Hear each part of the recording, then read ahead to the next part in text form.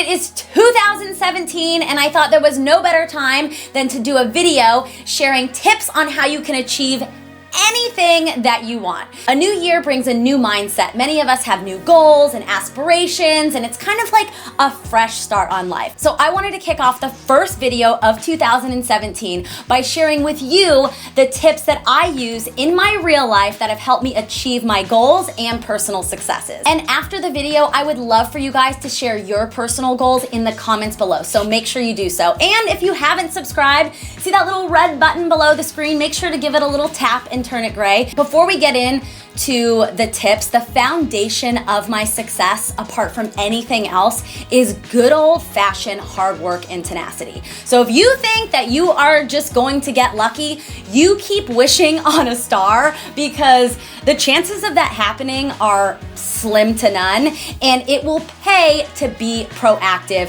hardworking, and tenacious. It is truly one of the biggest secrets to my success. And it will also set you apart from all the lazies out there. The follow-up gets the fortune. I heard this phrase a few months ago at a beauty summit, and it completely resonated with me, because the simple act of following up is the reason that I got the biggest job early on in my career that completely changed the trajectory of my career. I followed up after I sent my resume. The reality is, people are busy, especially the people that you want to get in front of. And today, with social media, text messaging, and emails, if you guys think that you're just gonna send your resume once and be like, oh, no one got back to me, well, hello, you have to follow up. A lot of people email me, and to be quite honest, a lot of times I'll get emails and I'm busy, or maybe I don't need an assistant or intern at that moment. But it's usually the people who follow up that catch me at a moment where, I might not be doing anything, and then I respond. So this is something to think about. Always follow up, because it's following up that gets you the fortune. And don't worry like, oh, I don't want to bother them, because if you worry about bothering them, then you're going to be bothered because you're going to be unemployed.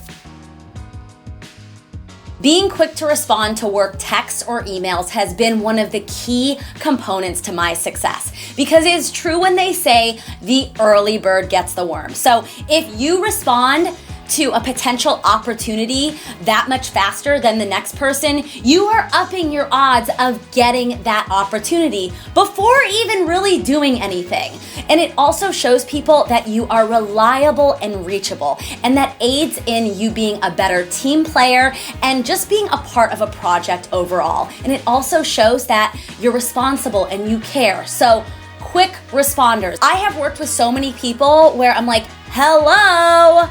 Now, I understand not all the time can you respond super quick. You may be tied up with things or whatnot.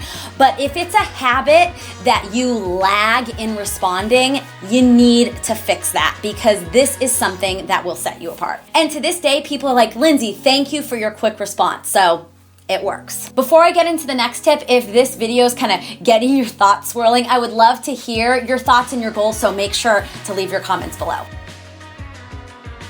Take accountability for when you mess up. I know a lot of people do not like to apologize. They make up excuses, but I'm telling you, the sooner you get over yourself, the sooner you will move up the ladder. When you do something wrong, apologize, say it won't happen again, and move on. The worst thing my employees can do is make a mistake and then tell me a zillion reasons as to why they made that mistake. Just own up to it so we can fix it and move on. I've said a zillion sorries in my career, and I'm not saying for apologizing for things you didn't do, but I think when your boss comes to you and says, hey, we have an issue, or you did this wrong, your first reaction should not be to be like, but. Take a beat, take a breath, assess the situation, and then respond. Some of our worst mistakes are made when we knee-jerk reaction, just say something or get defensive. No one wants a defensive player in business. Punctuality. I cannot stress how important it is to be on time. If your boss knows you're on time, they, in a way, don't worry, because they know you're going to be there. And the truth is that being habitually late means that you don't care, because you better believe if you knew that at work there was gonna be a box with $1 million in it when you got to work, you would be early, wouldn't you? So I'm telling you, if you're habitually late, figure it out, because it's a personal problem. No, it's not just because, oh, I just have tendencies. No, you really don't care. And I truly believe this. I'm never late. And I can't stand it when people are late. I can't stand it, because then it backs my schedule up. And I'm the boss. Now I understand there are situations where you're late that are out of your control. But if it becomes a pattern, then you got an issue. And, it could lead to getting fired. Have I fired? I think I fired somebody for being habitually late. Yeah, so there you go.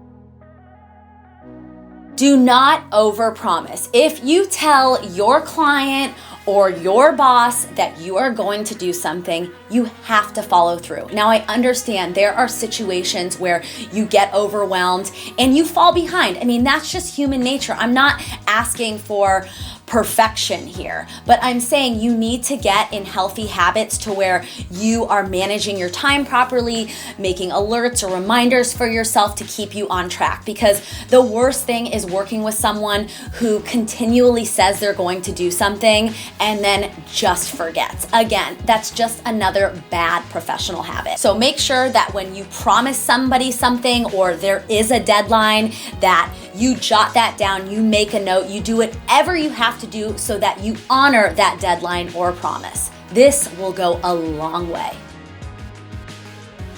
Double check your work. I can't say this enough. In my business, I call it a last look. So when you're turning in a paper or you are working on a project, the moment that you are done with it and you're ready to turn it in or whatever it is that you're doing, give it a once over, give it a last look. Then this takes that margin of error and makes it really tiny so that everything is perfect when you turn it in. This will minimize careless mistakes and will also show your boss or client that you are super thorough. Now, in sharing these tips, I'm not expecting everyone to feel like they have to be perfect. I mean, I still make mistakes all the time, but I do believe in these tips and I believe that they will aid in helping you guys all be successful in getting the things that you want out of life, whatever it may be. So please make sure you leave me your goals in the comments below. I would love to hear what you guys have plans for in 2017. So make sure to leave the comments. And if you haven't subscribed, please do so as well. And with that being said, Happy New Year again, and I will see you next week. Bye, everyone.